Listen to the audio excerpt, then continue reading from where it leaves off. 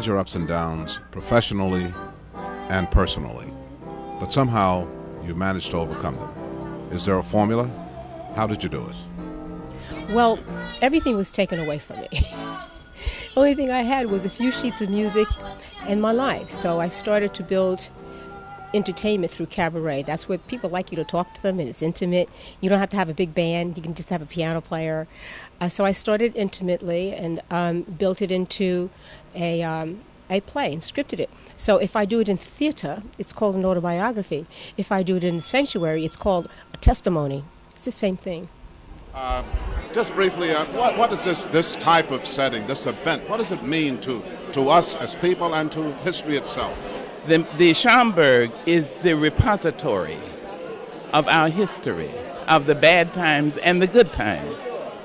It does not draw the line. It will admit no barriers to history. It tells the ugly part of us and the beautiful part of us. And that way, because we have it, not only do we have the Schomburg, but we might be a catalyst for another junior Schomburg to start in Little Rock. You see, to start in San Diego, even up north as far as Mankato, Minnesota. Tell everybody, B.B. King's in town. Got $1.25, just rare in the clown. But don't let nobody play me cheap. I got 7 cents more that I'm gonna keep. Let the good times roll. Let the good times roll. I don't care if you're young or old. Get together, let the good times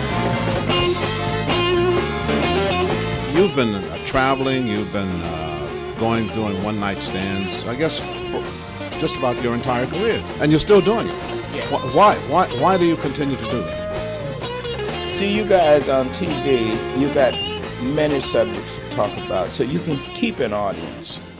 We people in the music world, we can't be as popular in most cases, staying in one area or one place all the time. We can't do it because we don't usually have that many people from around the country to come and see us, if you understand what I mean. So it's like an old saying, it's better to take Muhammad to the mountain than to take the mountain to Muhammad. So that's one of the reasons we do a lot of one-nighters, because then we stay popular around, and usually clubs couldn't pay us if we stayed. Used to be they did, but now they cannot.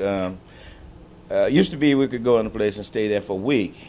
Even now the big casinos only get you for weekends. Because I guess due to the economy and everything, we ask for so much and they only pay so much. I'd like to thank you again for being our guest this morning, Ambassador to the Blues, Mr. B.B. King. Thank you very much. All right. And that is our report for this morning. Our quote for the day is from B.B. King. Remember, the blues transcends race, religion, and politics. I'm Bill McCreary. Thank you very much. You're quite welcome. I guess you hear this all the time. Congratulations. You're doing such a marvelous job. Thank you so much. Tonight I know is very, very special for you. Tell us, what does this mean to you? Well, it's very, very special. I'm enormously proud of my Caribbean roots, my Jamaican roots, and to be recognized in this way from the homeland by the folks at home means a lot to me, and it always brings back memories of my parents. They were not educated people, but they came here to this country with a tradition of understanding the need for education, and they gave it to me and they gave it to my sister, and that's how we were able to be successful. So to see the University of the West Indies continuing to educate young Caribbeanas to come up and learn the value of education, get that education, and put themselves on a road to being successful in this 21st century economy, I'm just glad to be a part of that.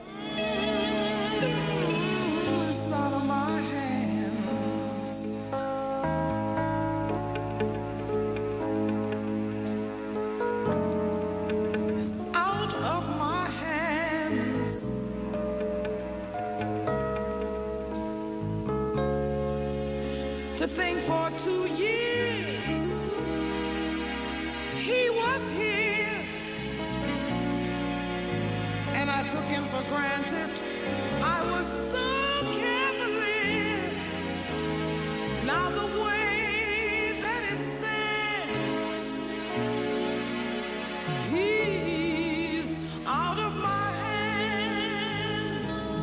Know that you can have humble beginnings or come really practically from nothing, and you can be what you want to be.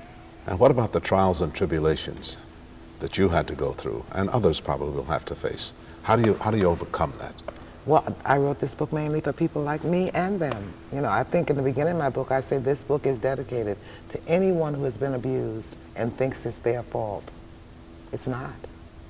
We have to put that aside. It was hard for me to do it. I'm sitting here now saying it very proudly, but it was not easy for me to come to this decision in my life.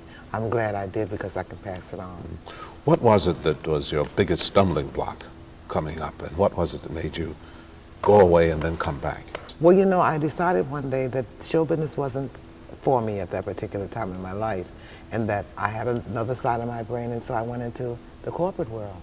I worked for Bank of America for over 4 years and was climbing the ladder, you know, almost to the roof. This is where I started the book. I started writing there. You know, I would take my time and I'd make journals and write and write. We have to sometimes go off on another path because God gave us both, two sides of our brains. We got to use it.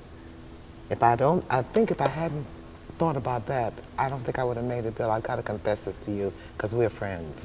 You know, I don't think I could have carried on if I had not come to that decision. Strumming my pain with his fingers, singing my life with his words, killing me softly with his song, killing me softly with his song, telling my whole life with his words, killing me softly with his song.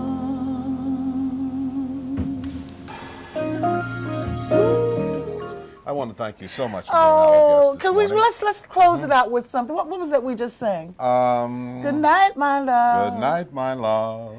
Pleasant dreams and sleep tight, my love.